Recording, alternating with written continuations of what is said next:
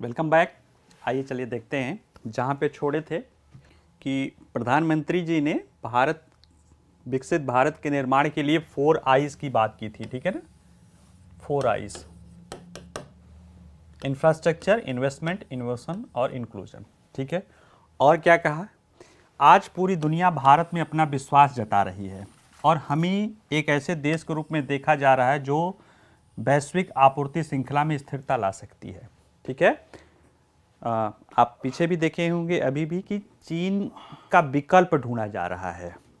Japan, Bharat, Australia और America का जो क्वाड सम्मेलन हुआ था, उसमें इसके बाद जो है IPEF, Indo Pacific economic forum for prospective में भी जो सतत या स्वच्छ आपूर्ति श्रृंखला की बात आ रही है, उसमें भारत को एक विकल्प के रूप में देखा जा रहा है, ठीक है।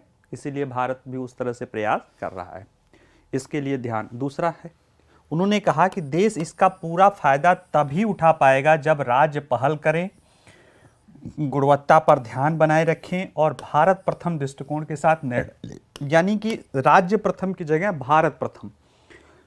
अभी पीछे भी देखे थे, थोड़ा बता दूं कि जो FDI भारत में आ रहा है उसको अगर देखा गया है तो वो कुछ क्षेत्रों में, कुछ पॉकेट्स, कुछ राज्यों में है। जैसे सबसे ज़्यादा महाराष्ट्र में है, फिर ऐसे कर्नाटक में है, और फिर गुजरात में है, फिर तमिलनाडु में है, फिर तेलंगाना में है, और इधर दिल्ली में है। और वो भी अगर क्षेत्र वाइज देखा जाए तो दिल्ली NCR, महाराष्ट्र और गुजरात, और जो साउथ का जो क्षेत्र है 3-4 राज्य मिला के, ठीक है। तो कहीं ना कहीं वो वहीं तक कंसंट्रेटेड है। क्यों कंसंट्रेटेड है? पहले की नीतियां रही होंगी या वर्तमान की नीतियां रहेंगी, ये पूरे भारत में क्यों नहीं है? ये चीज़ें ध्यान देने की है और इसका फ़ायदा तभी होगा जब राज्य सरकारें भी पहल करें। उन पहलों में क्या क्या करना है वो बता रहे हैं कि राज्यों को विकास का समर्थक शासन होना पड़ेगा, है ना। हमें जो भी शासन लाएं उसका विकास का समर्थक। जैसे कि अभी क्रूज चली, तो तेजस्वी जी चूंकि नए युवा हैं, उन्होंने कहा कि बिहार इसका स्वागत करेगा, लेकिन बिहार के ही एक नेता हैं, वो कह रहे हैं कि नहीं, हम इसका विरोध करेंगे, ठीक है। तो इस तरह की चीजें कहीं ना कहीं विकास में, अब उसमें तो विदेशी जा रहे हैं, अगर आप रोकोगे, धरना प्रदर्शन कुछ करोगे, तो ये आपकी इमेज राजनीतिक दृष्टि से भले जो भी हो, लेकिन देश की इमेज खराब होगी और फिर वो विकास के लिए तरसेंगे, ठीक है। जैसे कि अगर देखा जाए, नैनो का ही प्रोजेक्ट था सिंगूर में, नहीं आया वहां पे, वो टाटा वहीं लगाना चाहता था, उनका जो जुड़ा था कि उससे वो होगा, तमाम तरह की चीज़ें हुई कि ये ज़मीन हड़प ले लेंगे, ये कर लेंगे, वो कर लेंगे, ऐसा कर लेंगे, वैसा कर लेंगे। वहाँ से टाटा हटा तुरंत। उस समय जो वर्तमान के प्रधानमंत्री, उस समय के मुख्यमंत्री थे, उन्होंने कहा आइए हम आपको सारी चीज़ें देते हैं, सस्ते रेट पे देते हैं वहाँ से ज़मीनें, और वहाँ पे लग गया। अब वो रोजगार कहाँ क्रिएट कर रहा है? गुजरात में। कहाँ लोगों के कहाँ के राज्य के रेवेन्यू जनरेट कर रहा है? गुजरात के। तो विकास कहाँ होगा? गुजरात में। निवेश कहाँ हुआ? गुजरात में। तो इस तरह की चीज़ों से बचना होगा राज्यों को। यही बात कह रहा है कि राज्यों को विकास समर्थक शासन लाना पड़ेगा, कारोबार करने के लिए सुगमता लाना पड़ेगा, आसान जीवन और मजबूत इंफ्रास्ट्रक्चर के प्रावधान पर ध्यान देना पड़ेगा, ठीक है। इसी तरह उन्होंने कहा कि इसके रास्ते में जो एक सबसे बड़ी रुकावट होती है, अति विनिमयन और प्रतिबंधों का बोझ, है ना। जो हमारी ब्यूरोक्रेसी की सोच है, रेड टेपिज्म, लाल फीताशाही, काम को अटकाओ, फाइल को यहाँ से वहाँ दौड़ाओ, उसकी जगह ग्रीन टेपिज्म लाओ, यानी कारोबार को सुलभ बनाओ। ये जो इतनी विनिमय और ये सारी चीज़ें हैं, इसको कम किया जाए, तभी निवेश का माहौल बनेगा और तभी देश अर्थव्यवस्था का, वैश्विक अर्थव्यवस्था, वैश्विक उपलब्ध विकल्पों का बेहतर क्या कर सकता है, उपभोग करने में सक्षम हो सकता है, ठीक है। इसी तरह से प्रधानमंत्री ने तटीय क्षेत्रों का फिर विकास पर भी चर्चा की और पर्यावरण अनुकूल, जो चूंकि हमें विकास ऐसा करना है जो पर्यावरण को भी महत्व में रखे हो, ठीक है। उसके लिए सर्कुलर इकोनॉमी के बारे में भी जागरूकता बढ़ाने की आवश्यकता पर जोर दिया है, और साथ में मिशन लाइफ, पर्यावरण के अनुकूल जीवन शैली और इसके राज्यों की महत्वपूर्ण भूमिका पर प्रकाश डाला है। यानी कि जो अभी तक आप जानते हैं कि जितनी अर्थव्यवस्था के लिए महत्वपूर्ण चीज़ें हैं उनमें राज्यों की भागीदारी कैसे हो सके। जिन राज्यों की है वो तो बहुत बेहतर है, जिन राज्यों की नहीं है, जैसे कोई राज्य बेहतर कर रहा है, गुजरात कर रहा है, तमिलनाडु कर रहा है, कर्नाटक कर रहा है, तो अन्य राज्य भी उससे सीखें। इस तरह के सम्मेलनों में आपस में चर्चा होती है, वो उस पर होते ही तकनीकी पहलू पर होते हैं, विभिन्न मुद्दों पे चर्चा होती है, बहुत कुछ सीख होती है। फिर वो चूंकि कैबिनेट के, आपको पता होगा कि चीफ सेक्रेटरी राज्य मंत्रिमंडल, पता क्या मैंने बताया है कि राज्य मंत्रिमंडल के सलाहकार होते हैं और मुख्यमंत्री के वो आँख कान नाक कान मतलब होते हैं। तो ऐसे में वो अपने राज्य की सरकार जो राजनीतिक कार्यपालिका है उसको भी सही सलाह या व्यापक सलाह दे सकते हैं। ठीक है, मानने न मानने की बात तो कार्यपालिका की है, और साथ में जो प्रशासनिक व्यवस्था नीचे लागू कर रही है उसको पर्याप्त निर्देशन मार्गदर्शन दे सकते हैं। और किसी भी व्यवस्था में जो बैठा व्यक्ति है उसका व्यक्तित्व और उसकी सोच ज़्यादा महत्वपूर्ण होती है।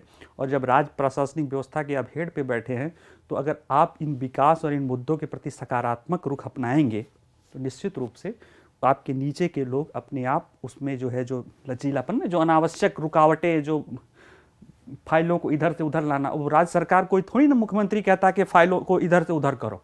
ये क्या है, एक प्रशासनिक एक प्रक्रिया बन गई है। इसमें अगर चीफ सेक्रेटरीज अपने अपने राज्यों में महत्व ध्यान दें, अधिकारियों को मोटिवेट करें, निश्चित रूप से उसका प्रभाव पड़ेगा। चलिए अब आगे अगला देखते हैं। डेवलपमेंट एंड इकोनॉमिक्स इशू में जो है भारत की ऊर्जा सुरक्षा रणनीति, किसी भी देश की, जैसा कि पहले बताया कि ऊर्जा जो होती है, जैसे जो हम खाते, हमारा अगर देश को शरीर माने, अर्थव्यवस्था को अपनी शरीर माने, तो जो भी हम खाते पीते हैं वो क्या है, ऊर्जा है। तो ऊर्जा का वही रोल है जो हमारे खाद्य पदार्थों का हमारे जीवन में है। बिना इसके हमारा शरीर नहीं चल सकता है, बिना उसके अर्थव्यवस्था नहीं चल सकती है। ठीक है, इसलिए ये बहुत महत्वपूर्ण होता है। और ये जितना ज़्यादा इसकी सुरक्षा रहेगी, सुरक्षा के लिए कि ये उपलब्ध रहे हमें, जैसे उपलब्ध रहे और इसमें लगातार इसकी उपलब्धता बनी रहे और सस्ता रहे, सुलभ रहे। अब एक और पहलू है कि कम कार्बन उत्सर्जक रहे। ठीक है, उपलब्ध रहे, सस्ता रहे, सुलभ रहे और कम कार्बन उत्सर्जक रहे। इन्हीं सारी चीज़ों को ध्यान में रख के भारत ने 4 आयामी सुरक्षा रणनीति बनाई है। 4 आयामी। पहला क्या है कि जो भी ऊर्जा है हम उसको कई स्रोतों से लेंगे। यानी अभी सिर्फ एक या 2 4 6 सप्लायर हैं। ऐसे में क्या होगा, अगर वहाँ कोई प्रॉब्लम आ गई तो हम तो या तो ऊर्जा मिलना बंद हो जाएगा या मिलेगा तो महंगे दाम पे। अब जैसे कि अभी रूस यूक्रेन युद्ध हो रहा है, ठीक है, अगर खाड़ी देशों के दबाव मतलब उसकी वजह से दाम तेजी से खाड़ी देशों ने बढ़ा दिया। भारत में ऊर्जा का संकट, भारत ने विविधीकरण का फायदा लिया। उसने तुरंत जो उपलब्ध ज़्यादा विकल्प था, जहां हमें सस्ता मिल रहा है रूस, वहां से तेजी से अपना आयात बढ़ा दिया। और स्थिति ये हुई कि जहां पे लग रहा था कि $100 के ऊपर जाएगा तेल का पर बैरल, भारत अपने निर्यात आयात को ऑन एवरेज $60-70 के आसपास मेंटेन, अब तो वो $50 के एवरेज पे ही जो है भारत को रूस दे रहा है। ठीक है, यानी जो यूरोपियन यूनियन का कैप है $60 से $70, उसको भी नहीं मान रहा है भारत, उसको स्वीकार नहीं कर रहा है, लेकिन वास्तविकता में जो उसे तेल मिल रहा है उससे नीचे दाम पे मिल रहा है। ठीक है, तो ये कहीं ना कहीं हमारे विविधीकरण को दिखाता है। ठीक है, इसके लिए दीर्घकालीन प्रयास करने होते हैं, विभिन्न देशों में अपने संबंध बनाने होते हैं, विभिन्न स्रोत से बनाने होते हैं। ठीक है, तो भारत न केवल खाड़ी के देशों, रूस, वेनेजुएला और छोटे छोटे देशों के साथ जो है अपने संबंध बनाकर जो है अमेरिका ज़्यादातर देशों से अपने जो ये पेट्रोलियम प्रोडक्ट है उसके निर्यात को बढ़ावा दे रहा है। ठीक है, उसके आयात को बढ़ावा दे रहा है। इसमें अगर देखेंगे तो आंकड़े ये बता रहा है, जैसे देखिए भारत, रूस, अमेरिका जैसे देशों के साथ अपने संबंधों को मजबूत करते हुए कोलंबिया, रूस, लीबिया, गबान, इक्वाटोरियल गिनी आदि जैसे आपूर्तिकर्ताओं की बात कर रहा है। ठीक है, कच्चे तेल आपूर्तिकर्ता 2006-7 में 27 देश थे और 21-22 में 39 देश हो गए, यानी 12 नए देशों को भारत ने अपनी आयात के बास्केट में जोड़ा जहां से भारत तेल मंगाता है। निश्चित रूप से जितने ज़्यादा देश होंगे, एक तो हमारे पास विकल्प होगा, हमें चीज़ें सस्ती मिलेगी, दूसरे क्राइसिस के समय में हमारी ऊर्जा सुनिश्चित हो पाएगी। ठीक है, फिर दूसरा क्या कह रहा है भारत, एक तो ये है कि जो आपूर्तिकर्ताओं का विविधीकरण होगा, दूसरा क्या करेगा, अन्वेषण और उत्पादन के क्षेत्र में बढ़ती पहुंच, यानी भारत खुद अपने जो क्षेत्र हैं उसमें अन्वेषण करेगा। भाई हमें ठीक है, हम ज़्यादातर अपना निर्यात पे निर्भर कर रहे हैं, आयात पे निर्भर कर रहे हैं, लेकिन हमें अपने अन्वेषण, अपने स्रोतों को भी बढ़ाना है, ढूंढना है, जानना है। ठीक है, तो इस पे भारत ध्यान दे रहा है, नीचे है लिखा हुआ।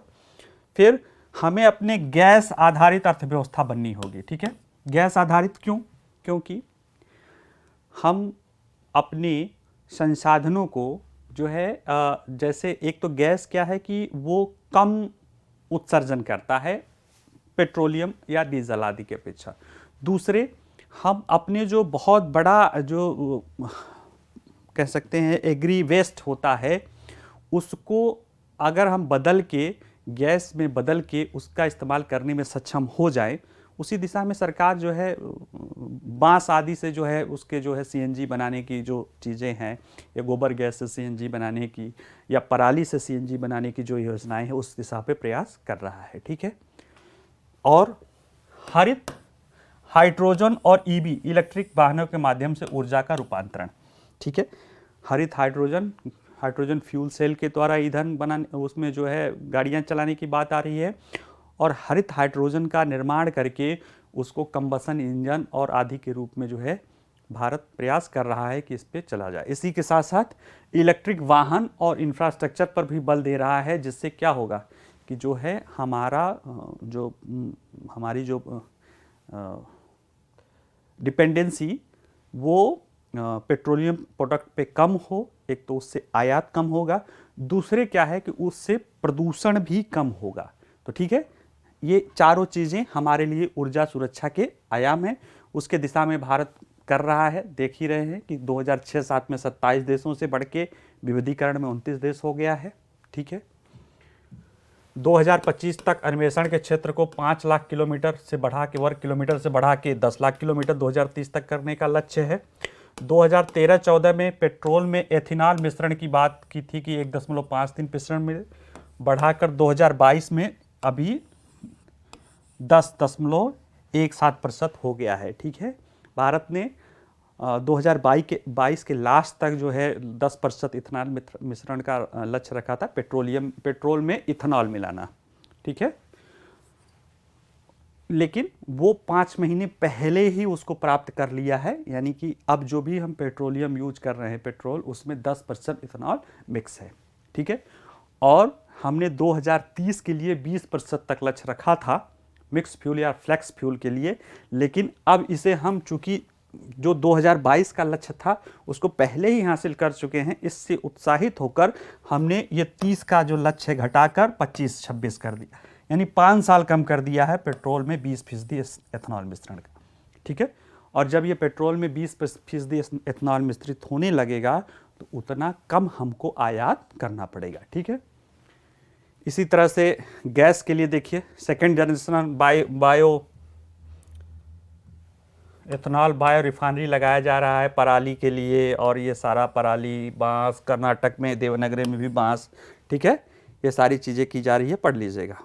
हाइड्रोजन के लिए क्या कर रहा है, 5 मिलियन टन मीट्रिक हाइड्रोजन के लिए हरित हाइड्रोजन उत्पादन क्षमता विकसित करने के लिए राष्ट्रीय हरित हाइड्रोजन मिशन की शुरुआत की गई है। ठीक है, इस पे तो हम डिटेल में बताए भी हैं कि हरित हाइड्रोजन क्या है, और इसका मिशन शुरू किया गया है कि 50 मिलियन टन जो है 50 लाख टन जो है हरित हाइड्रोजन बनेगा।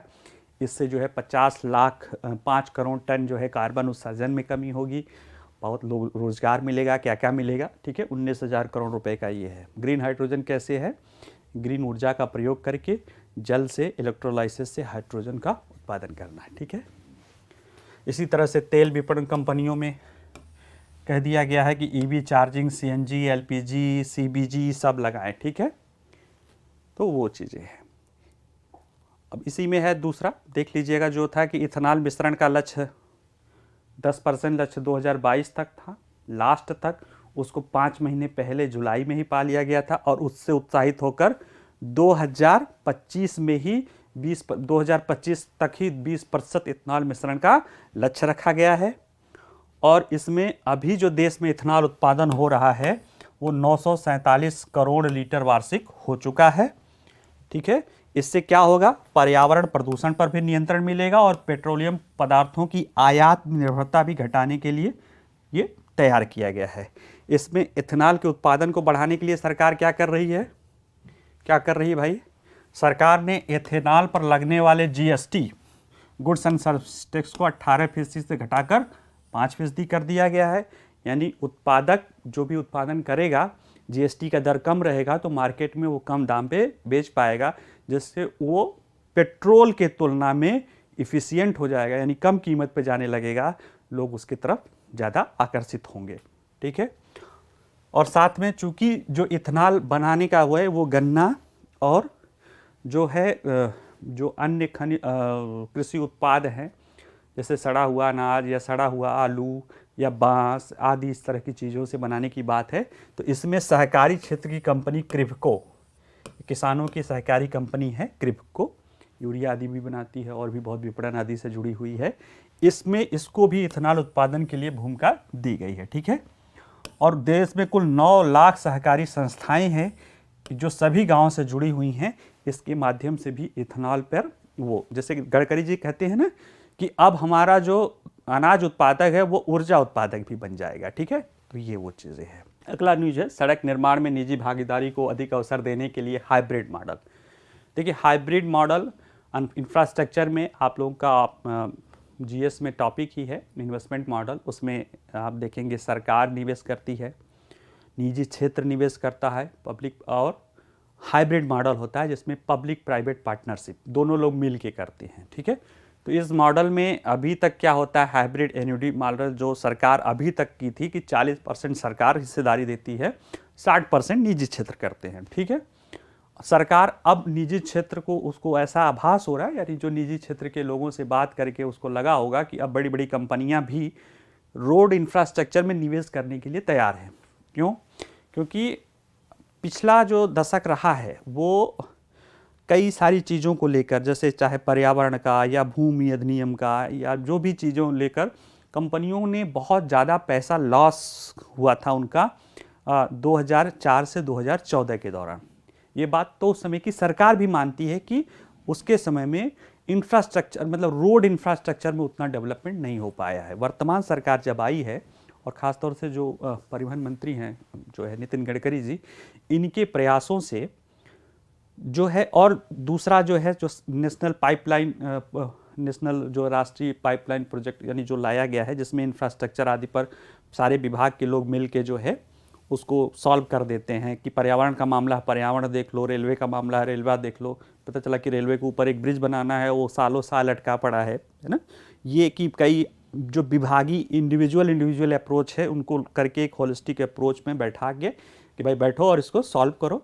इससे क्या है कि रोड में तेज़ी से वृद्धि हुई है, बड़ी बड़ी परियोजनाएं चली हैं, अब रोड बनाने वाले प्रॉफिट में हैं, जो बैंकों का पैसा डूबा था अब उनको लाभ हो रहा है, ठीक है।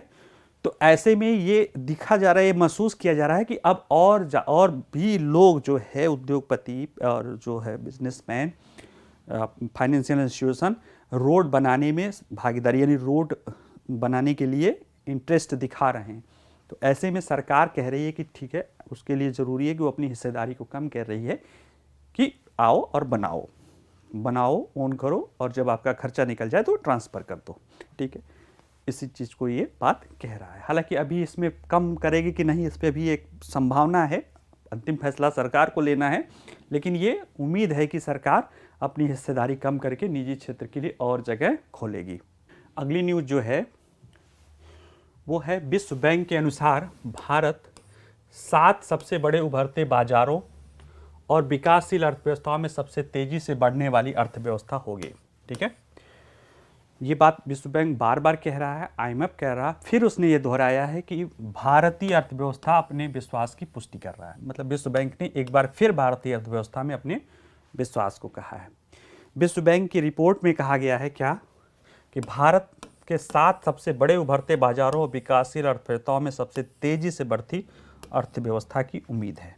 ठीक है, और ऐसा तब कहा है, कब, जबकि विश्व बैंक ने वैश्विक अर्थव्यवस्था के लिए एक निराशाजनक दृष्टिकोण का अनुमान लगाया है।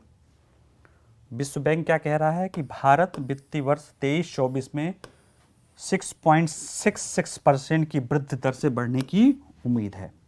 ठीक है, और क्या कह रहा है, यानी कि ये तब बढ़ेगा जब वैश्विक अर्थव्यवस्था खतरनाक रूप से मंदी के करीब पहुंच गई है। ठीक है, संयुक्त राज्य अमेरिका में कमी है, यूरोप में कमी है, चीन कमी है। ठीक है, ऐसे में भारत में 6.6% का वृद्धि दर, और वो भी दुनिया की 5वीं सबसे बड़ी अर्थव्यवस्था है। ऐसा भी नहीं कि छोटी सी अर्थव्यवस्था है उसमें वृद्धि दर किसी तत्कालीन कारणों से आ जा रहा है। भारत एक बड़ी अर्थव्यवस्था है और उसमें भी 6.6% का ग्रोथ रेट ये बताता है कि भारत की स्थिति, उसका जो बार बार कहा जाता है कि जो उसका फंडामेंटल है, जो उसका आधारभूत चीज़ें हैं, उस पर कितना चीज़ है। जैसे कि भारतीय अर्थव्यवस्था में लोगों का भी विश्वास है, वैश्विक संस्थाओं का भी है, और भारत के लोगों का भी है। ठीक है, वैश्विक लोगों का भी है, FDI भी आ रही है, FII भी आ रही है, और जो सरकारी जो निवेश हैं, जो सरकारी कह सकते हैं कि गवर्नमेंट की जो सिक्योरिटी में निवेश करती हैं, उनका जो ऐसी संस्थाएं, जो जैसे अमेरिका में बीमा आदि संस्थाएं हुई, वो भी अपना निवेश भारत में कर रही हैं, क्योंकि उन्हें विश्वास है कि भारत जो है विकास प्राप्त करेगा। ठीक है, तो ये चीज़ें सारी जब जुड़ जाती हैं तो कहीं ना कहीं ये बता रहा है कि भारत तेज़ी से विकास करेगा। जैसे कि बार बार मैं बताता हूँ, फिर देख लीजिए कि वैश्विक में ऊर्जा संकट आया दुनिया के सामने, रूस यूक्रेन के संकट के आधार पे लगा कि बहुत तेज़ी से चीज़ें बदल रही हैं, समस्याएं आएंगी, ये आएंगी। भारत ने अपने जो इंटरेस्ट है, अपने जो ऊर्जा सुरक्षा की रणनीति है, उसको पैरामाउंट रखा, और उसने रूस के साथ अपने सस्ते तेल पर उसने बिना किसी के दबाव पे आयात को उसने बढ़ा दिया।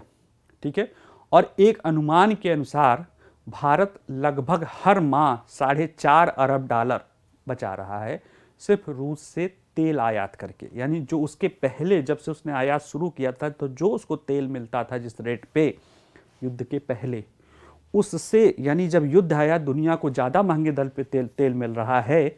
भारत उस युद्ध काल में भी अपनी ज़रूरतों को पूरा करते हुए $4.5 अरब हर मंथ बचा ले रहा है।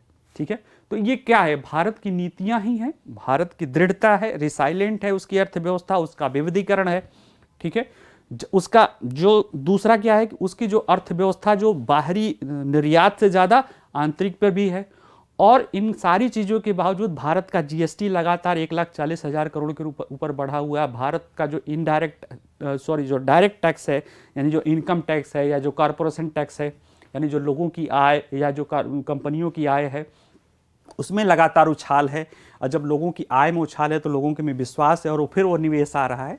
ये सारे कारण ये बता रहे हैं कि भारत इन सारी कारणों को जब वो अनुमान लगा रहा है, और साथ में जो पिछली छमाही का जो 9.7% का पिछले 6 महीने के आंकड़े को देख रहा है विश्व बैंक, तो वो कह रहा है कि भारत बड़े आसानी से 6.6% की ग्रोथ को पा लेगा।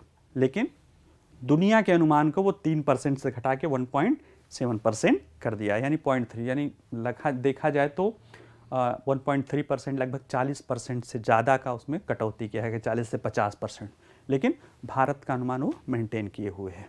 हाँ, issue related to internal security, ये लोग भी परेशान करने आ ही जाते हैं। आपका आंतरिक सुरक्षा में एक टॉपिक है कि भारत की आंतरिक सुरक्षा चुनौतियों में राज्य तत्व, गैर राज्य तत्वों की भूमिका। ठीक है, तो आंतरिक सुरक्षा में बहुत सारी चुनौतियां हैं, आतंकवाद है, अलगाववाद है, उग्रवाद है। ठीक है, लेफ्ट विंग एक्सट्रीमिस्ट या जिसे नक्सलवाद कहते हैं, जातिवाद है और मनी लॉन्ड्रिंग है, सारी चीज़ें हैं। उसमें आतंकवाद एक बहुत बड़ा मुद्दा है और उसमें भी जम्मू कश्मीर में आतंकवाद एक प्रमुख मुद्दा है। क्यों? क्योंकि ये इसमें डायरेक्ट और इनडायरेक्ट दोनों स्थिति में एक देश का इन्वॉल्वमेंट है। ठीक है, जब कोई देश इसमें जुड़ जाता है ना तो चीज़ें ज़्यादा कॉम्प्लिकेटेड हो जाती हैं। ठीक है, क्यों? क्योंकि आप जैसे ये लोग हैं, अब जैसे इसमें लश्कर तैयबा हुआ या जो एलिटी जो जिसे बोलते हैं, या हिजबुल मुजाहिदीन हुआ या हरकतुल मुजाहिदीन हुआ, ये सारे पाकिस्तान में ऑपरेट कर रहे हैं। ठीक है, अब पाकिस्तान एक देश है, उसकी अपनी संप्रभुता है, उसकी अपनी सीमाओं की रक्षा कर रही है वहाँ की सेना। ठीक है, तो अब अगर आपको उन पर कोई हमला करना है तो वो आपने किया आतंकवाद पे हमला, और वो मैसेज क्या दे सकता है कि आपने जो है पाकिस्तान पे हमला किया। ठीक है, जैसे बालाकोट स्ट्राइक, पाकिस्तान कहता है कि हमारे ऊपर हमला हुआ, भारत ने कहा कि नहीं, हमने तो आतंकवादी उस पे किया। ठीक है, और अंतर्राष्ट्रीय मान्यताओं में भी जो प्रथाएं हैं उसमें यह है कि एक देश का मामले में दूसरा देश इस तरह से एग्रेसिव एक्शन नहीं ले सकता है, लेना भी नहीं चाहिए। वो परिस्थितियां दूसरी थी और भारत ने उस तरह दिखाया भी कि चूंकि हम सिर्फ उस टारगेटेड बेस में गए थे, हमें हमला करना होता तो हम और कहते, लेकिन हमने सिर्फ वहाँ पे हमला किया जहाँ आतंकवादी कैंप थे और हम पाकिस्तान की मदद कर रहे हैं। भारत ने कहा कि हम पाकिस्तान की मदद कर रहे हैं। ठीक है, जो भी हो, तो ये बताता है कि जब कोई विदेशी तत्व उसमें जुड़ जाता है और वो खासतौर से हमारा पड़ोसी हो तो चीज़ें बहुत कॉम्प्लिकेटेड हो जाती हैं। ठीक है, आज अगर हम पूर्वोत्तर में शांति की तरफ बढ़ रहे हैं तो उसमें कहीं न कहीं बांग्लादेश में जो वर्तमान सरकार है, भारत की समर्थक सरकार, उसका बहुत बड़ा योगदान है। नहीं तो ये सरकार, ये जो ज़्यादातर जो नॉर्थ ईस्ट के उग्रवादी संगठन थे वो कुछ भी करते थे सीधे बांग्लादेश में चले जाते थे। और उस समय भारत विरोधी जो है बेगम की सरकार थी, बेगम खालदा जिया की, और वो भारत विरोधी रुख अपनाती है।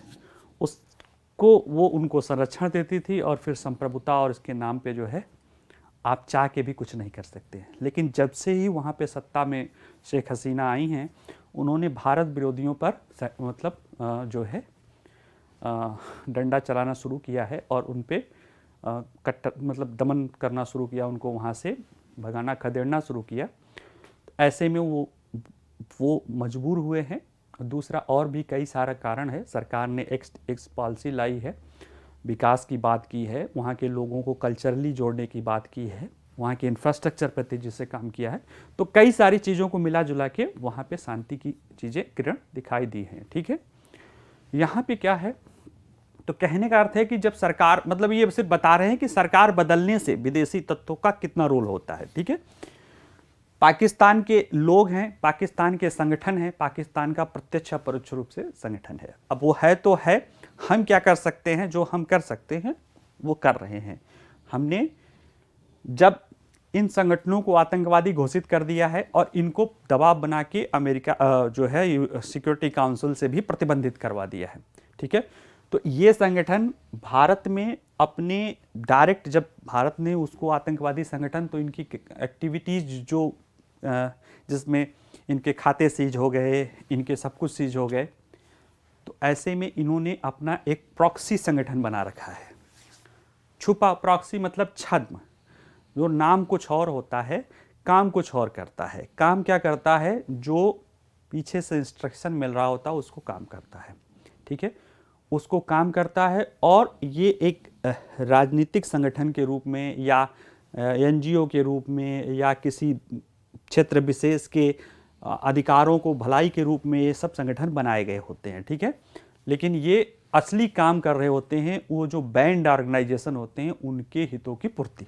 ठीक है, सरकारें जब उनको इनपुट मिलता है और तथ्य मिल जाते हैं, क्योंकि चूंकि बैन करोगे तो निश्चित रूप से ये अपने अधिकारों की मांग के लिए कोर्ट में भी जाएंगे, जाती ही हैं, जाना भी चाहिए। अगर सरकार कोई गलत कह रही है, जैसे कुछ लोग कह रहे हैं कि बहुत सारी वेस्टर्न मीडिया कहती है कि सरकार दबा रही है, तो भाई हमारे यहाँ तो न्यायपाल, और वही रिपोर्ट कह रही है कि हमारी यहाँ पे न्यायपालिका महत्वपूर्ण है और वो लोगों को न्याय दे रही है, तो जाओ ना भाई कोर्ट में, अगर सरकार गलत कर रही तो जाओ तथ्य दो कि हम गलत हैं, तो फिर वहाँ से आपको न्याय मिल ही जाएगा।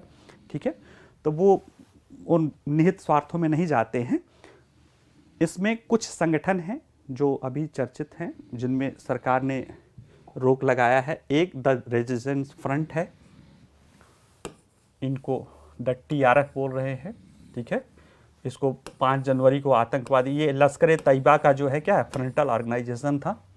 ठीक है, इसको प्रतिबंधित कर दिया गया है। और ये 2019 में यह समूह लश्कर के प्रतिनिधि के रूप में शुरू हुआ था। ठीक है, काम क्या करता था, आतंकवादी गतिविधियों को आगे बढ़ाने के लिए भर्ती करता था, घुसपैठ कराता था, जम्मू कश्मीर में ऑनलाइन माध्यम से युवाओं को बरगलाता था, नकली मतलब जो तस्करी आदि में जो है हथियारों की, ड्रग्स आदि की जो है करता था, उससे पैसे का इधर उधर करता था, सिफन ऑफ करता था। अब ये बैन हो गया है। इसी तरह का दूसरा ऑर्गेनाइजेशन है पीपुल्स एंटी फासिस्ट फ्रंट, ये बना था। ये जैश ए मोहम्मद का प्रॉक्सी संगठन है। ठीक है, ये भी जैश ए मोहम्मद का प्रॉक्सी संगठन है। ये भी जम्मू कश्मीर और अन्य जगहों की आतंकवादी गतिविधियों में शामिल है। ठीक है, ये जो दूसरे राज्यों से जम्मू कश्मीर में लोग आते हैं ना, ये जो क्या कर रहा है, लगातार दूसरे राज्यों से आए जम्मू कश्मीर में काम कर रहे हैं, सुरक्षा बलों, राजनीतिक नेताओं और नागरिकों को धमकियां देता रहा है।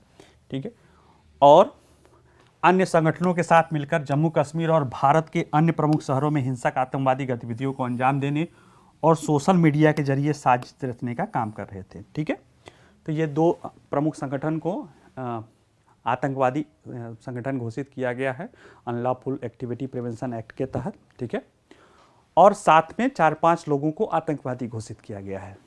पहले क्या था कि जैसे ये इनको आतंकवादी संगठन घोषित कर दिया जाता है तो दूसरा संगठन बना लेते हैं। ठीक है, तो फिर इस चीज़ को ध्यान में रखते हुए फिर बाद में यूनियन, पहले क्या था कि संगठन को आतंकवादी घोषित किया जाता था, बाद में इस चीज़ को ध्यान में रख के वो उसमें चेंज किया गया। अब जो है NIA क्या कर सकती है, व्यक्ति को भी आतंकवादी घोषित कर सकती है। ठीक है, जब व्यक्ति घोषित हो जाएगा आतंकवादी व्यक्ति, वो जिस ऑर्गेनाइजेशन में जाएगा वही ऑर्गेनाइजेशन प्रतिबंधित हो जाता है। ठीक है, तो ये 4-5 नाम है, देख लीजिएगा क्या क्या काम करते हैं, क्या क्या नाम करते हैं। ठीक है, आपके सामने है। अगला है स्विट्जरलैंड और भारत के बीच वित्तीय संबंधों में काला धन। काला धन का मुद्दा भी मनी लॉन्ड्रिंग और उससे होता है। ठीक है, काला धन अमूमन ब्लैक मनी वो कहते हैं जो इनकम टैक्स से बचाया जाता है। लेकिन इतना ये जो ब्लैक मनी है, जो ये वाला मुद्दा है, ये इतना आसान नहीं है कि सिर्फ वो इनकम टैक्स से बचा के कर दो, वो नहीं। ये उसमें और ज़्यादा कॉम्प्लिकेटेड चीज़ों को लिया गया है। इसमें जो अवैध धन से अवैध तरीके से प्राप्त कमाई है वो भी इसमें शामिल है। यानी कि कहीं न कहीं ये मनी लॉन्ड्रिंग या धन शोधन की प्रक्रिया भी इसमें जुड़ा हुआ था।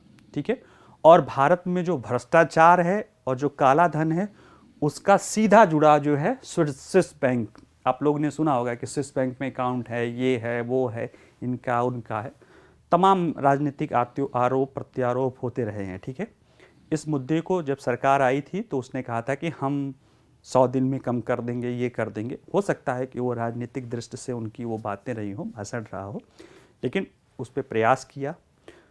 स्विट्ज़रलैंड ये ज़्यादातर संगठनों का जो है, अंतर्राष्ट्रीय संगठनों का ये सदस्य नहीं है। ठीक है, स्विट्ज़रलैंड ज़्यादातर अंतर्राष्ट्रीय संगठनों का सदस्य नहीं है, अतः इस पर बहुत दबाव बनाना बड़ा मुश्किल हो जा रहा था। और उसमें ज़्यादातर जो ब्लैक मनी जिन बैंकों में रखा जा रहा था वो स्विस बैंक उसमें चर्चित और बदनाम था।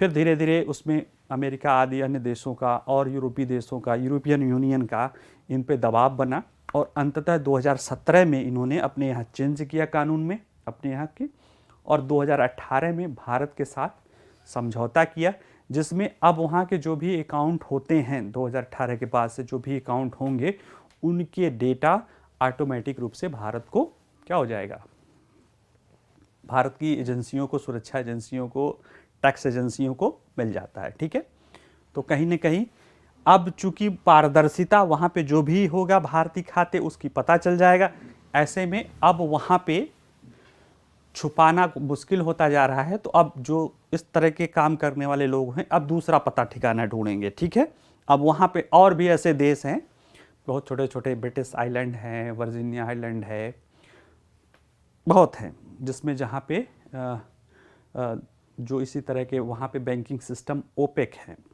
वो उसको खुली नहीं है, वो अपनी सिस्टम से नहीं जोड़ते हैं और मनी लॉन्ड्रिंग को सिस्टमेटिक रूप से काम देते हैं। कई सारे ऐसे छोटे छोटे देश हैं, आप विश्वास नहीं करेंगे कि जहाँ की आबादी बहुत छोटी, कुछ नहीं, भारत के बड़े सारे लोग वहाँ पे क्या है, वहाँ पे वो वहाँ की नागरिकता ले रखे हैं, ठीक है। तो कहीं ना कहीं वो मनी लॉन्ड्रिंग और सारी चीज़ों से होता है। बट जहाँ तक ये मामला था कि अभी स्विस के राजदूत हैं, इन्होंने एक इंटरव्यू भी दिया था, तो उसमें ये बताया था कि अब भारत और स्विट्ज़रलैंड के संबंधों में ब्लैक मनी मुद्दा नहीं है। तो उसमें डिटेल में कि कब क्या हुआ था, 2018 में समझौता हुआ था, ठीक है। उसको बोलते थे सूचनाओं का आदान प्रदान, सूचनाओं के स्वतः आदान प्रदान, AEIO बोला जाता है, ठीक है। और ये 2018 से लागू है और लगातार इससे काम चल रहा है। अगला जो न्यूज़ है, ये प्री का भी न्यूज़ है, मेंस का भी न्यूज़ है। प्रवासी भारतीय दिवस सम्मेलन, ठीक है, इंदौर, मध्य प्रदेश के इंदौर में हुआ है, इंदौर शहर में संपन्न हो चुका है। यह 17वां प्रवासी भारतीय दिवस सम्मेलन है। अगर देखा जाए तो इसकी शुरुआत 2003 से हुई थी, प्रतिवर्ष होता था, 7 से 9 जनवरी के बीच में होता था, ठीक है, 7 से 9 जनवरी के बीच में होता था। लेकिन 2015 के बाद से प्रति 2 वर्ष पे किया जाने लगा है, ठीक है, प्रति 2 वर्ष पे किया जाने लगा है। वर्तमान जो सम्मेलन है वो 17वां सम्मेलन है, ठीक है। यह भारत सरकार के विदेश मंत्रालय का प्रमुख कार्यक्रम है। यह विदेशों में रहने वाले भारतीयों के साथ जुड़ने और संपर्क स्थापित करने और प्रवासी भारतीयों को एक दूसरे के साथ बातचीत करने के लिए एक महत्वपूर्ण मंच प्रदान करता है, ठीक है। 17वां प्रवासी इंदौर में हुआ। इसका विषय, 17वें का जो विषय है, प्रवासी अमृतकाल में भारत की प्रगति में विश्वसनीय भागीदार है, ठीक है। ये चीज़ें हैं। ये अब प्रश्न है कि प्रवासी भारतीय सम्मेलन हो रहा है, तो प्रवासी भारतीय किसे कहते हैं, ये भी एक प्रश्न है। तो देखते हैं किसे, कैसे लोग होते हैं प्रवासी भारतीय। तो विदेश मंत्रालय के अनुसार प्रवासी भारतीयों को 3 श्रेणी में बांटा गया है, ठीक है। प्रवासी भारतीयों को 3 श्रेणी में। पहला NRI, नॉन रेजिडेंट इंडियन, ऐसे भारतीय जो पढ़ने के लिए आदि, रोजगार आदि के लिए बाहर चले गए हैं और वहीं बस गए हैं, ठीक है, जो रोजगार शिक्षा के लिए दूसरे देशों में जाते हैं और बाद में वहीं बस जाते हैं, उसे NRI कहते हैं, ठीक है। वहाँ की नागरिकता लिए नहीं है लेकिन वो NRI हैं, ठीक। दूसरा है पर्सन ऑफ इंडियन ओरिजिन। इनमें वो लोग शामिल हैं जो कभी भारत के रहे हैं, जो कभी, जिनके माता पिता भारत में कभी रहे हैं, वो लोग शामिल हैं, ठीक है। जो माता पिता भारत में रहे, चले गए, वो वहीं पे पैदा हो गए, तो वो पर्सन ऑफ इंडियन ओरिजिन, भारतीय मूल के लोग जिसे कहते हैं, ठीक है। ओवरसीज सिटीजन ऑफ इंडिया, ये वो लोग हैं जो 26 जनवरी 1950 को या उसके बाद भारत के नागरिक रहे लोग हैं, जो अब विदेश में बस गए हैं और उन्हें कैटेगरी में डाला जाता है, ठीक है। यानी ऐसे NRI जो अब वहीं बस गए हैं, वहीं के नागरिक ही हो गए हैं, और लेकिन 1950 के बाद के, उसके पहले के मूल वाले जो वहीं, ठीक है। जैसे अभी बहुत चर्चित नाम था, हम लोग खुशियां मनाए थे ऋषि सुनक का, ब्रिटेन के प्रधानमंत्री का। ये भारतीय मूल के हैं, क्यों? क्योंकि इनका परिवार अविभाजित भारत का, यानी जो वर्तमान में पाकिस्तान है, उसका हिस्सा था, ठीक है। इसी तरह से कमला हैरिस, ऐसे बहुत सारे नाम हैं जो भारतीय मूल के लोग हैं या प्रवासी भारतीय हैं और विश्व में बहुत महत्वपूर्ण स्थान करते हैं, ठीक है। इन्हें इंडियन डायस्पोरा भी कहते हैं। आपके सेकंड पेपर का इंटरनेशनल रिलेशंस का बहुत महत्वपूर्ण हिस्सा होते हैं। इनका महत्व अगर देखा जाए तो अगर प्रवास ऐसे देखा जाए तो मजबूरी की प्रवास यानी फोर्स माइग्रेशन को छोड़ दिया जाए तो प्रवासी लोग जो होते हैं ना, बड़े महत्वाकांक्षी लोग होते हैं, वो बेहतर अवसरों की तलाश में जाते हैं, ठीक है। वो बेहतर अवसर की तलाश में जाते हैं, चूँकि वो दूसरी जगह गए रहते हैं ना, तो वो वहाँ पे उनको उस तरह का संघर्ष करना पड़ता है, इसलिए उनकी सर्वाइविंग इंस्टिंक्ट बहुत ज़्यादा होती है। और इसी कारण देखेंगे कि जो भारत के प्रवासी हैं ना, वो कहा जाता है कि ब्रेन ड्रेन जो होता था ना, कि अवसर यहाँ नहीं था, जो सक्षम थे खासतौर से आईआईटी के इंजीनियर पास आउट जो थे वो विदेशों में बहुत गए, नासा में, है ना, और भी बहुत सारी, जैसे आज टॉप की इंडस्ट्रीज दिखाओ तो उसके बहुत सारे सीईओ भारत के हैं, ठीक है। अभी कुछ दिन पहले माइक्रोसॉफ्ट के सत्या नडेला आए हैं, उसके पहले सुंदर पिचई होके गए हैं, ठीक है। तो ऐसे बहुत सारे लोग हैं जो टॉप के उसमें जो है इंडस्ट्रीज के टॉप लीडरशिप में हैं, वो भारतीय हैं, ठीक है। दुनिया में तकरीबन 3 करोड़ भारतीय प्रवासी हैं जो रहते हैं, विभिन्न देशों में हैं, सबसे ज़्यादा अमेरिका में हैं, बाकी यूएई आदि देशों में हैं, ठीक है। ये प्रवासी भारतीय यानी जो जिसमें पहले श्रेणी के लोग हैं, जब वहाँ बस ही गए हैं तो भी उनके अगर गार्जियन हैं तो वो दे रहे हैं, नहीं तो जो पहले श्रेणी वाले लोग हैं अभी इस साल यानी पिछले साल $100 अरब का उन्होंने रेमिटेंस भेजा है अपने लोगों के लिए। जब कोई बाहर से पैसा बाहर हमारा कोई बाहर रह रहा है और वहाँ से कमा के भेजता है तो रेमिटेंस बोलते हैं। $100 अरब भेजा है, वो बहुत बड़ी महत्वपूर्ण राशि विदेशी मुद्रा में हमारे लिए उपयोगी होती है, ठीक है। तो ये उनका महत्व आर्थिक दृष्टि से है, ठीक है। क्यों मनाया जाता है, अगर ऐतिहासिक आप लोग जानते भी होंगे, नहीं जानते हैं तो समझ लीजिए कि महात्मा गांधी 1915 में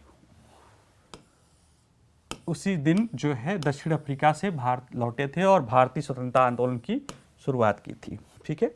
तो इस तिथि को महत्व मानते हुए एलएम सिंघवी ने कहा था कि हम प्रवासी भारतीय दिवस करें, क्योंकि इससे क्या हो गया कि जो हमारे जो डायस्पोरा दुनिया में हैं आज वो बहुत बेहतर स्थिति में हैं।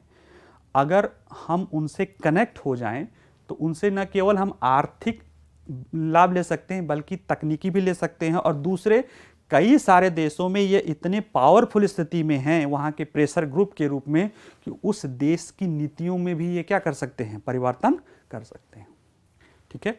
जैसे हम पीछे एक बार बताए थे कि भारत के एक भारतीय मूल के एक सांसद हैं अमेरिकी सीनेट में, उसमें हाउस ऑफ रिप्रेजेंटेटिव में, उन्होंने एक अमेरिका का एक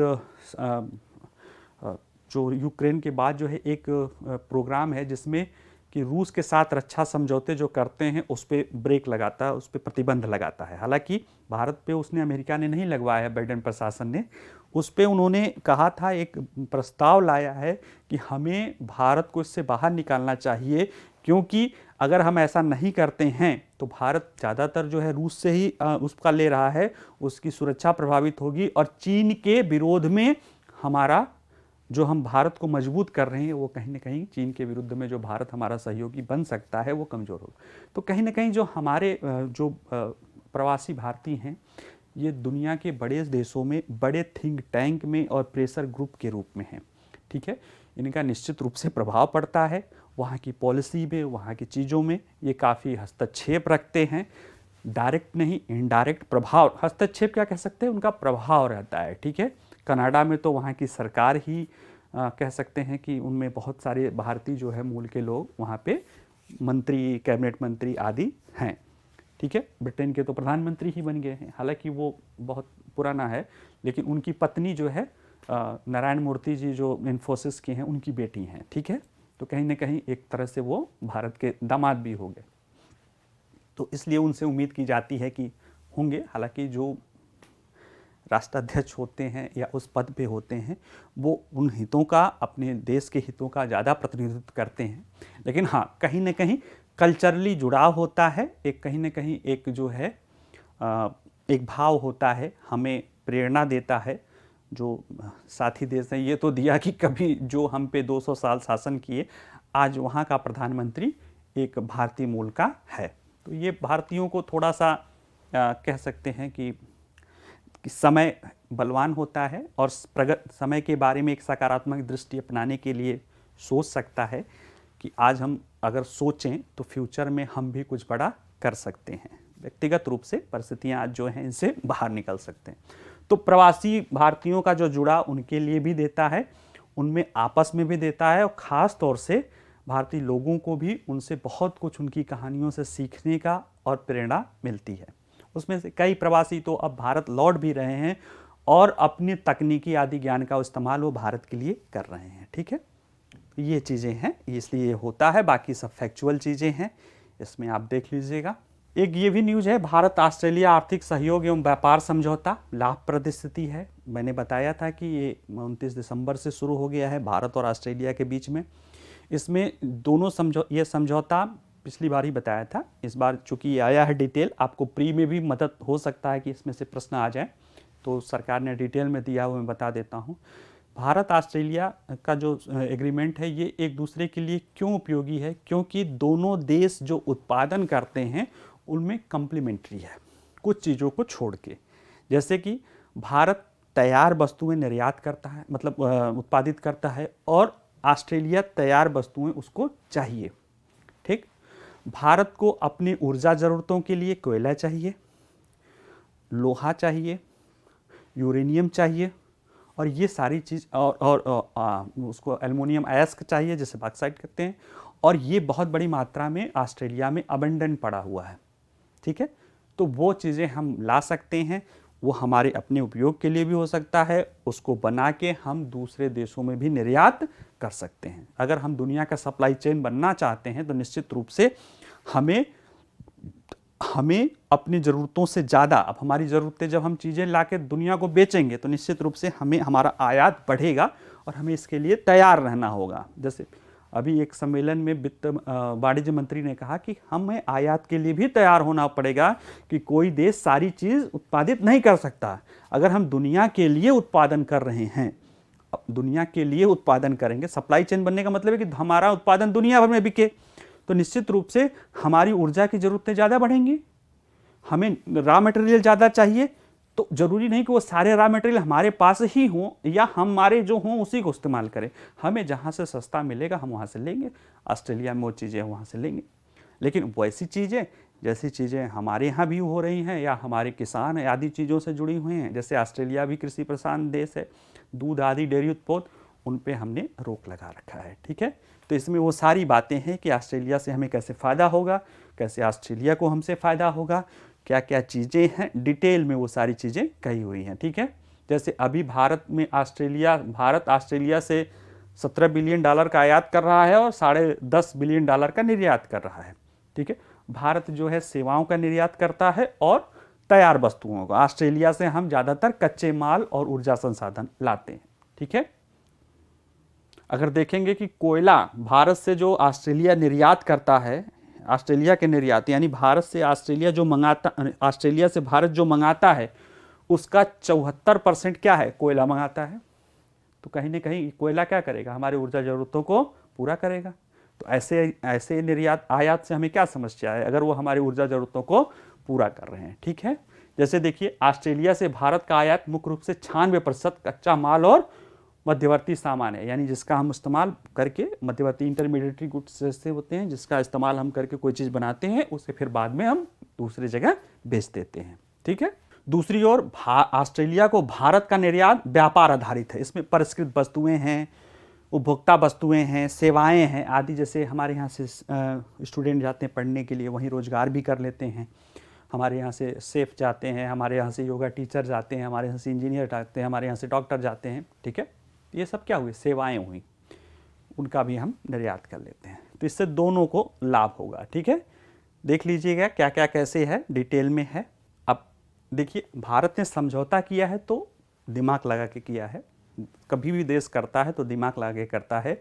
हम वो नहीं करेंगे जिसमें अपने हित दुष्प्रभावी हो। उदाहरण देख लीजिए, भारत दूध और अन्य डेयरी उत्पाद, गेहूं, चीनी, लौह, सेब, अखरोट, अन्य कई संवेदनशील उत्पादों को भारत की बहिष्करण सूची में रखा गया।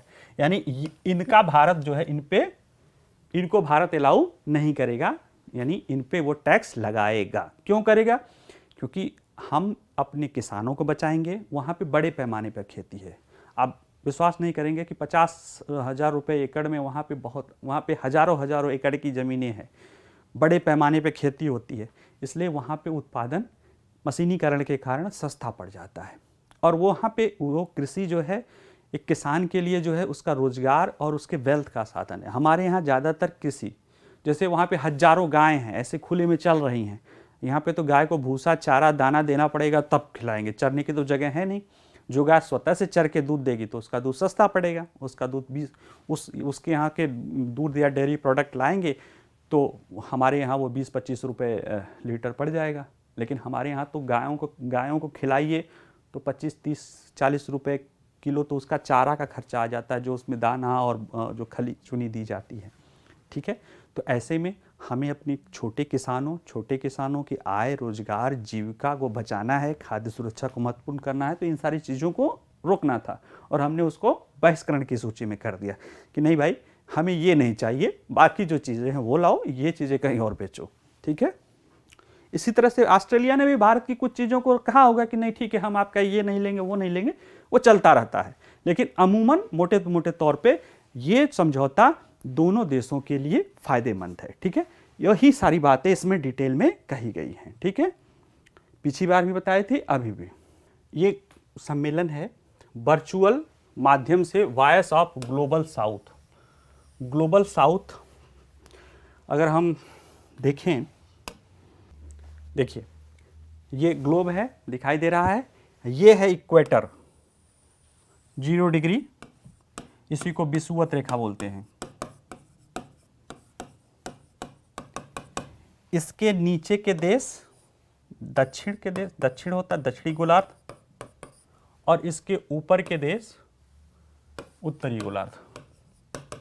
ये तो हुआ ज्योग्राफी, इसमें तो आपको कोई दिक्कत नहीं आ रही है। ठीक है, लेकिन जो यहाँ पे ग्लोबल साउथ माना गया है, इसमें देखा गया कि ज़्यादातर, जैसे ये अफ्रीकन देश, पूरे अफ्रीका को ले लिया गया है। जो ग्रीन वाले हैं ये दक्षिण के देश, अगर कूटनीतिक संदर्भ में या आर्थिक संदर्भ में देखा जाए तो दक्षिण के देश, इन्हें तृतीय विश्व के देश भी बोला जाता है। तृतीय विश्व के देश, विकासशील और विकसित, अल्प विकसित देश। तृतीय विश्व के देश, विकासशील और अल्प विकसित देश, या दक्षिण के देश। इसमें देखेंगे कि इसलिए ये दक्षिण नाम, क्योंकि इसमें से ज़्यादातर जो देश है ना, ये दक्षिण के थे। हालांकि अब इसमें ऑस्ट्रेलिया जो है भौगोलिक रूप से दक्षिण में है, लेकिन इसका जो इसका जननांकीय या अर्थव्यवस्था की स्थिति है वो इसे उत्तर के देशों में शामिल करता है। और उत्तर के देश कौन है, ये देखिए जो रेड वाले हैं ऊपर के। ठीक है, ये ऊपर वाले देश हैं, उत्तर के देश हैं, और बाकी ये दक्षिण के देश हैं जो विकासशील देश हैं, जिनकी प्रति व्यक्ति आय कम है, जिनमें जहाँ तरह की बहुत सारी सामाजिक आर्थिक समस्याएं हैं। ठीक है, तो इन देशों का समूह को ग्लोबल साउथ बोला जाता है। ठीक है, भारत द्वारा वर्चुअली इसका आयोजन किया जा रहा है। ये आयोजन शिखर सम्मेलन किया जा रहा है। ये महत्वपूर्ण इसलिए है कि भारत G20 देशों का अध्यक्षता कर रहा है। G20 दुनिया के 80% 80% GDP, 75% व्यापार और 60% जनसंख्या की बात, और दुनिया के 19 सबसे ताकतवर देश और एक यूरोपीय यूनियन यानी 20 का क्या कर रहा, प्रतिनिधित्व करता है। ऐसे में जब भारत के पास इसकी अध्यक्षता आई तो भारत ने कहा था कि मैं जब अपनी अध्यक्षता में, बाकी सब चीज़ ठीक है, लेकिन मैं ग्लोबल साउथ की आवाज़ बनने की कोशिश करूँगा। यानी जो दुनिया भर के, अभी आप देख रहे थे ना, जो दुनिया भर के विकासशील देश हैं, जो गरीब देश हैं, उनकी आवाज़ बनने की कोशिश हम भारत करेगा। ठीक है, तो ऐसे में अब सम्मेलन होने वाला है, उसके पहले भारत इन देशों को क्या कर रहा है, जोड़ने के काम इन देशों को कर रहा है। ठीक है, तो ये 12 से 13 जनवरी के बीच में हुआ था। 12 से 13 जनवरी के बीच में हुआ था सम्मेलन, वर्चुअल माध्यम से हुआ था। Voice of global south summit था, यानी वैश्विक साउथ समिट की आवाज़। ठीक है, इसका विषय था आवाज़ और उद्देश्य में एकता। यानी कि जो ये देश हैं वो उनका उद्देश्य और उनकी आवाज़ एक जैसी हो, एक जैसी बात करें ताकि उनकी बात सुनी जाए। संघे शक्ति। ठीक है, ये लगभग 120 देश हैं, इनमें से 120 से अधिक देश हैं। तो 120 से अधिक देश जब कोई बात कहेंगे तो निश्चित रूप से उसका राजनीतिक भी प्रभाव पड़ेगा और भारत अपनी बातों को ज़्यादा मजबूती से कह पाएगा। और भारत के साथ जब 120 देशों की आवाज़ रहेगी तो भारत अपनी बात मजबूती से कह सकता है, और भारत उन 120 देशों के लिए, चले वो भले छोटे देश हों, द्वीपीय देश हैं, जो भी देश हों, उन 120 देशों के लिए आवाज़ भी बन सकता है। ठीक है, उनकी बातें लोगों को सुनेंगे, भारत उनके तरफ से कहेगा और लोग उसकी बातों को सुनेंगे, क्योंकि भारत एक तो अध्यक्ष है, ऐसे में उसको एजेंडा तय करने का अधिकार है। दूसरे, अगर आर्थिक दृष्टि से भी देखा जाए तो दुनिया की 5वीं सबसे बड़ी अर्थव्यवस्था है, और जो अन्य पैरामीटर्स में भी देखा जाए तो दुनिया के अन्य देश जहां कमज़ोर होते जा रहे हैं, भारत ने इस कोरोना काल में एक वैश्विक लीडरशिप की भूमिका निभाई है। उसने अपने सिर्फ 220 से 25 करोड़ लोगों को, मतलब डोज न केवल अपने लोगों को लगाया है, बल्कि करोड़ों डोज उसने कमज़ोर देशों को भी दिया है। ठीक है, और यही बात हमारे वित्त मंत्री कह रहे हैं कि हमें दिखाया गया था वैश्वीकरण। याद करिए 90 का दशक, एलपीजी, ग्लोबलाइजेशन, प्राइवेटाइजेशन, लिबरलाइजेशन, इसमें हमें सपना दिखाया गया कि दुनिया एक गांव होगी और गांव में सभी का विकास होगा। ठीक है, इसके आधार पे विकासशील देशों के बाजार खोलने की बात की जा रही थी कि आप हमें बाजार खोलो, लेकिन जो शंकाएं दिखाई गई उसका कुछ फ़ायदा सभी देशों को मिला नहीं मिला। और WTO के माध्यम से व्यापार में सिर्फ जो है व्यापार खोलने की बात थी और कुछ लाभ देने की बात नहीं थी। तो WTO में भारत को जब मौका मिला, क्योंकि WTO में एक व्यक्ति एक मत है, ऐसे में भारत ने दृढ़ता से हर फैसले को, हर चुनौती को, चाहे जो भी दबाव रहा हो, उसको ऐसे किसी भी बात को स्वीकार नहीं किया जो विकासशील देशों और ख़ासतौर से भारत के लिए अहितकर होगा। ठीक है, तो वो फैसले फेल होने पर फिर वो मल्टीलेटरली की जगह बायलेटरल और ये सारी चीज़ें करने लगे। और जैसा कि विदेश मंत्री ने कहा कि कोरोना काल ने वो दिखा दिया कि जिन देशों को वैश्वीकरण के सपने दिखाए गए थे, उन्होंने वैश्वीकरण की हकीकत को समझा है। कैसे आज दुनिया में जो चुनौतियां आई हैं उसमें वैश्वीकरण फेल हो गया है। ठीक है, और बताया, जैसे इसमें देखेंगे, इसमें आपको वैश्वीकरण के जो है विपक्ष में भी तर्क मिलेगा, और भारत का जो वैश्वीकरण, जैसे एक वैश्वीकरण ग्लोबल विलेज या दुनिया को आर्थिक रूप से जोड़ने की बात है, और भारत का वैश्वीकरण क्या है? वसुधैव कुटुंबकम, पूरा विश्व एक परिवार है। जब हम पूरे विश्व को एक परिवार मानते हैं तो परिवार में हर कोई समान रहता है, और पूरे विश्व को बाजार मानते हैं तो बाजार में एक क्रेता रहता है और एक विक्रेता, मतलब क्रेता और विक्रेता, और उसमें आपस में नकारात्मक संबंध होता है। क्रेता विक्रेता पे हावी होना चाहता है, क्रेता चाहता है कि हमें सस्ते से सस्ते चीज़ें मिल जाए, विक्रेता चाहता है कि हमें ज़्यादा से ज़्यादा चीज़ें मिल जाए। और यहाँ पे विक्रेता ज़्यादातर कौन लोग थे? विकसित देश थे, बहुराष्ट्रीय कंपनियाँ थीं जो ज़्यादा सक्षम थे। ठीक है, तो वो जब आर्थिक दृष्टि से इकोनॉमिक पॉलिसी के आधार पर इकोनॉमिक इंटीग्रेशन की बात थी, तो बाजार खोलने की बात थी, वो वैश्वीकरण। और भारत कहता था वसुधैव कुटुंबकम, पूरा विश्व परिवार है।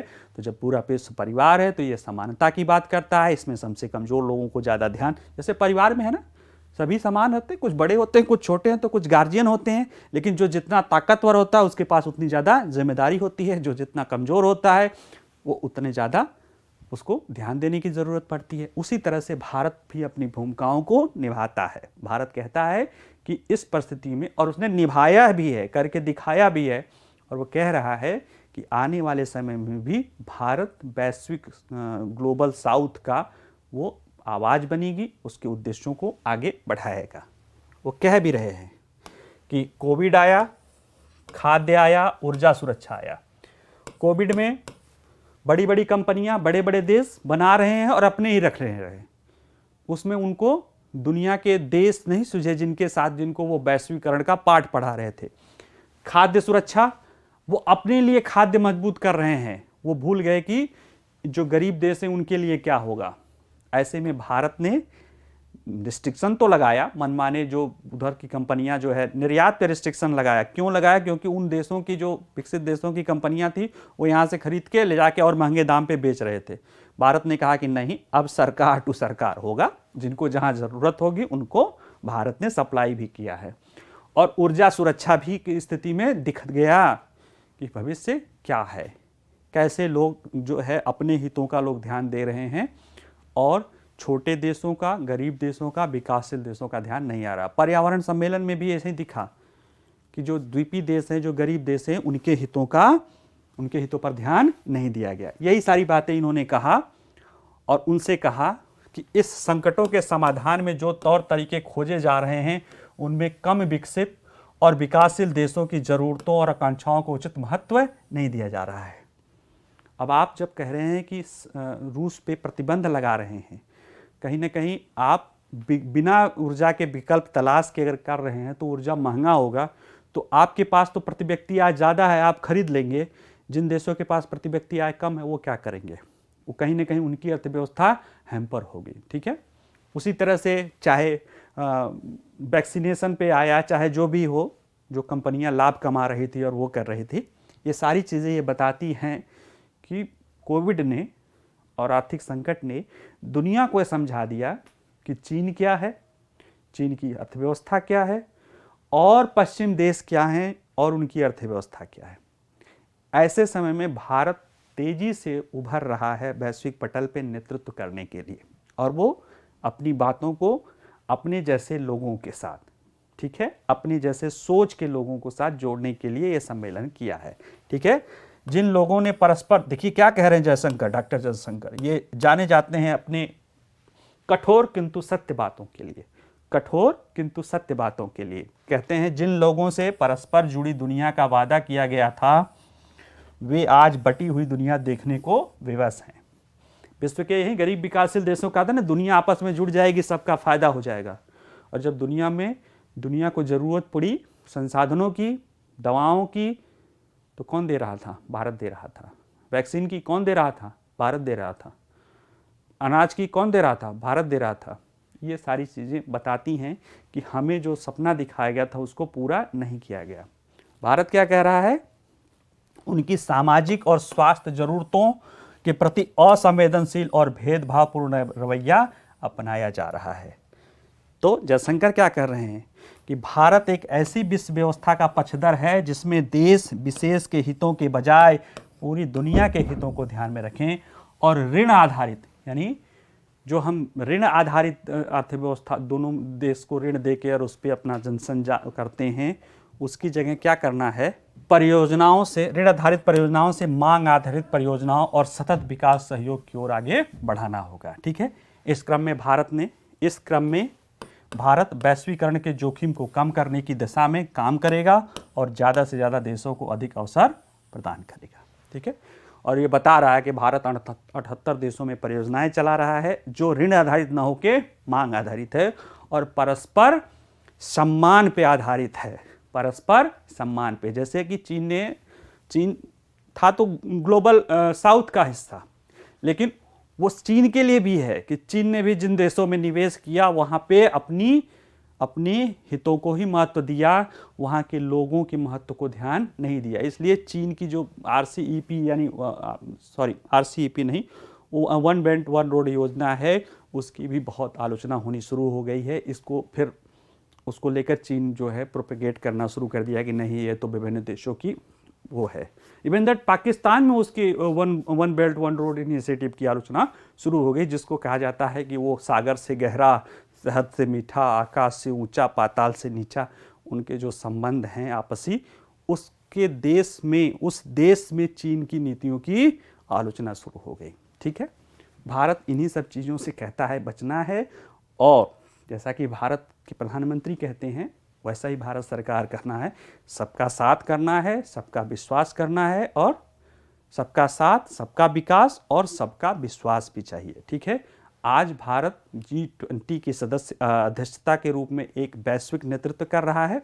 ऐसे में जो दुनिया के कमज़ोर देश हैं उनको साथ लेना है और उनकी आवाज़ भी बनना है। ठीक है, तो ये उसी तरह का सम्मेलन है। ठीक है, इन्वायरमेंट इकोलॉजी में एक न्यूज़ है, ये प्री का ही न्यूज़ है कि नीलकुरंजी का संरक्षित पौधा जो है वन जीव संरक्षण अधिनियम के सूची 3 में संरक्षित हो गया है।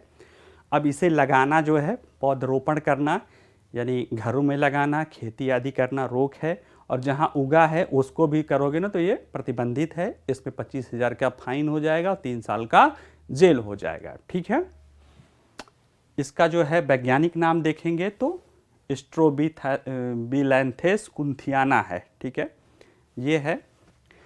और अगर देखेंगे ये पौधा कहाँ उगता है तो ये नीलगिरी पर्वत है। नीलगिरी पर्वत आपको पता होगा दक्षिण भारत की एक पहाड़ी क्षेत्र है, पर्वतीय क्षेत्र है, जो एक तरह से पश्चिम घाट और पूर्वी घाट का मिलन स्थल है।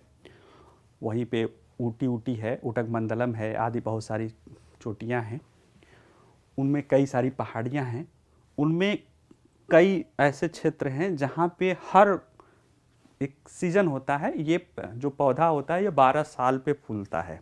ठीक है, जब ये फूलता है तो पूरा इलाका नीला हो जाता है। अभी कुछ दिन पहले ही कुछ जगह फूला था तो वो पूरा इलाका नीला हो गया था।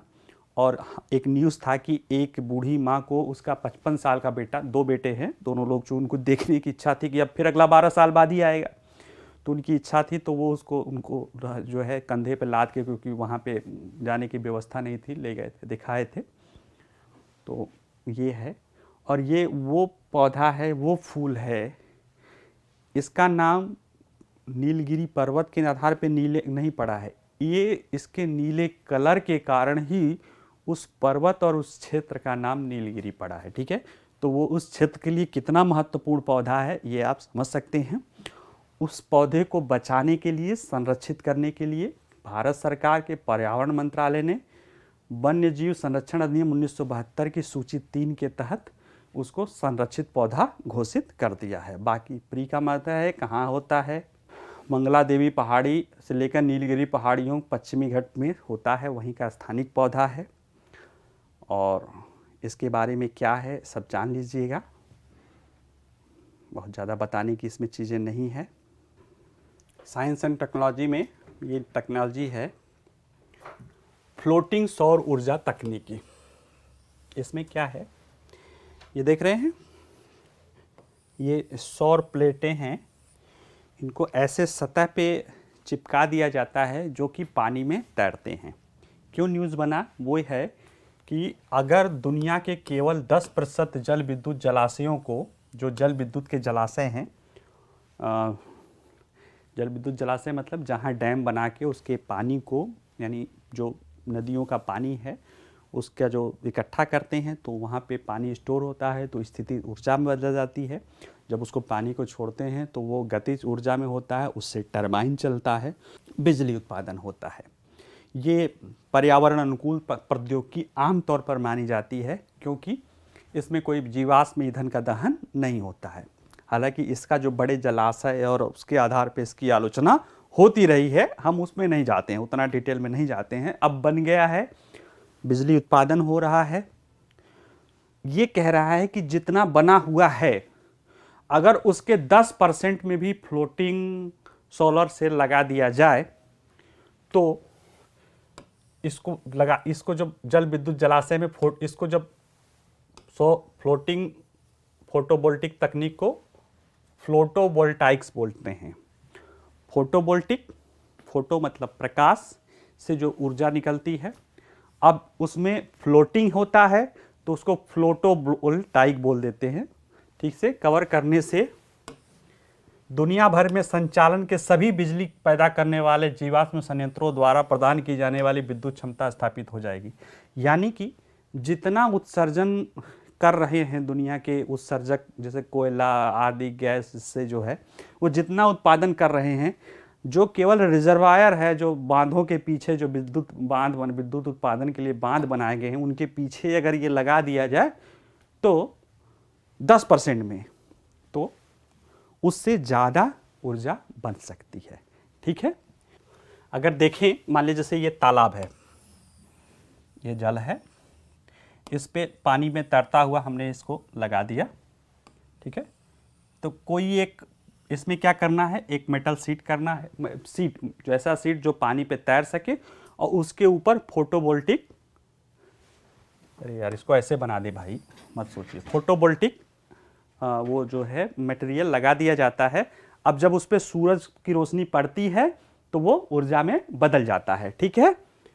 और यहाँ से जैसे ऊर्जा हुआ तो तार और आधार पे लाके इधर बाहर करके और फिर यहाँ से ट्रांसमिशन लाइन में करके ऊर्जा दूर तक भेज दी जाती है, ठीक है। ये महंगी प्रणाली है, क्यों? क्योंकि भाई इसको लगाना, पानी में लगाना है, पानी में तार बिछाना है, ऐसी चीज़ लगाना है कि डूबे नहीं। और लेकिन इसके कई सारे फ़ायदे हैं। फ़ायदे कैसे हैं? जो सौर ऊर्जा की, जो परंपरागत सौर ऊर्जा की जो कमियां हैं उसको दूर करने में ये मददगार होता है। जैसे कमियां क्या है कि जो सौर ऊर्जा लगता है वो ज़्यादातर उन क्षेत्रों में जहाँ भी लगाया जाएगा वो ज़मीन छेकेगा, ठीक है। तो वो ज़मीन या तो कृषि उत्पादक होगी, तो भारत के संदर्भ में देखा जाए तो कृषि उत्पादक ज़मीनों पे सौर ऊर्जा प्रोजेक्ट अलाउ नहीं है। वो उन ज़मीन पे जो बंजर है या अनुपजाऊ भूमि है वहाँ पे वो अलाउ है, ठीक है। या ऐसे कृषि उत्पादक ज़मीन जो वहाँ पे दोहरी तकनीक लगाई, वो बड़ी महंगी होती है, ठीक है। तो वो मान लीजिए जैसे रेगिस्तान आदि में लगाया गया, राजस्थान आदि, तो वहाँ पे खेजड़ी वाले, वृक्ष वाले और बहुत सारे कटाया गया और उसका विरोध शुरू हो गया, ठीक है। तो कहीं ना कहीं वो वहाँ के लोकल पारिस्थितिकी तंत्र में भी क्या है, खतरा पैदा करते हैं। एक तो ये कि ज़मीन छेकते हैं या लोकल पारिस्थितिकी तंत्र को खतरा पैदा करते हैं। दूसरा उसमें क्या है कि ये जो फोटोवोल्टिक जो प्लेट होती हैं, जब जैसे जैसे ये गर्म होती हैं ना, उनकी विद्युत उत्पादन क्षमता घटती जाती है। यानी बड़ी समस्या, सूरज चाहिए, बिना सूरज के उत्पादित नहीं होगा, और जैसे सूरज ज़्यादा हो जाएगा, गर्मी होने लगेगी, इनकी क्षमता घट जाती है, तो फ्लैक्चुएशन आने लगता है, ठीक है। ये दोनों चीज़ों से कैसे जो ज़मीन की ज़्यादा खपत या जो रेगिस्तान की पारिस्थितिकी तंत्र में समस्या और जो गर्मी के कारण उत्पादन कम हो रहा है, इन दोनों से ये चीज़ें आसानी से बचा सकती है। क्यों? क्योंकि ये तो ऑलरेडी पानी का रिजर्वियर है, तो कोई ज़मीन ले नहीं रहा है, उस पर लगा दिया गया तो ज़मीन की बचत हो गई।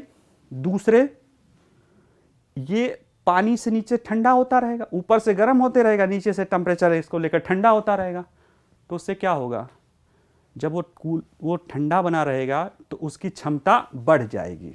समझ रहे हैं? जो गर्मी के कारण उसकी क्षमता जो है कम होती है वो बढ़ जाएगी। तीसरे क्या है कि इसका फ़ायदा ये होगा कि जो वाष्पीकरण है वो भी चीज़ें नहीं होगी।